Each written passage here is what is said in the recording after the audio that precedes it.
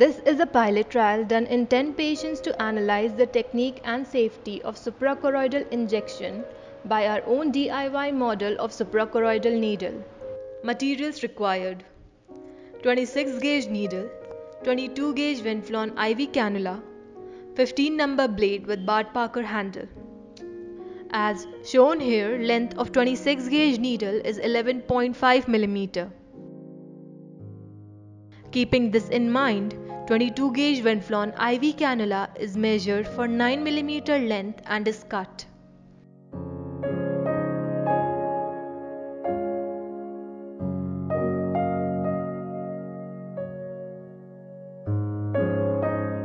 Care should be taken for the end to not rebound off the sterile area.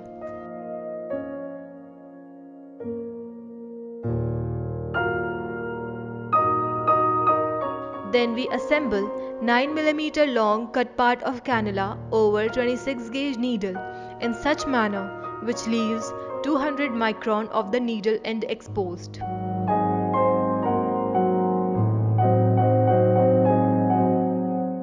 With this technique, 2 suprachoroidal injection can be made from one cannula.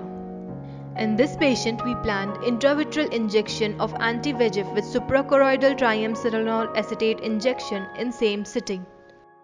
3.5 mm from the limbus at pars plana zone, intravitreal anti-VEGF delivered. AC tab was taken to decrease the eye pressure and allowing the injection in suprachoroidal space as much as 200 microliter as shown here. Entry should be made at 45 degrees for 200 micron of exposed needle part.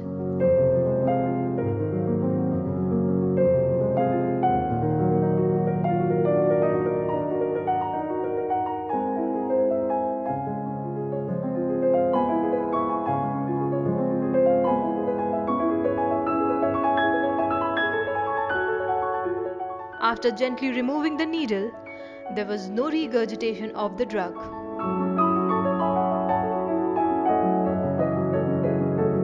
This ASOCT captured suprachoroidal space in its usual state, wherein this picture, which was taken post-suprachoroidal injection, delivery of the drug can be confirmed in suprachoroidal space. With our design of suprachoroidal injection, we titrate the length of the needle in a way so there is no inadvertent entry to vitreous cavity. This was proved in all our 10 cases. The most common complication noted was subconjunctival hemorrhage in 3 patients. With newer upcoming treatment modalities requiring suprachoroidal drug delivery, such as gene and cell replacement therapy, we contend our model to be minimally invasive, cost-effective, accessible, and an overall efficient in-office procedure.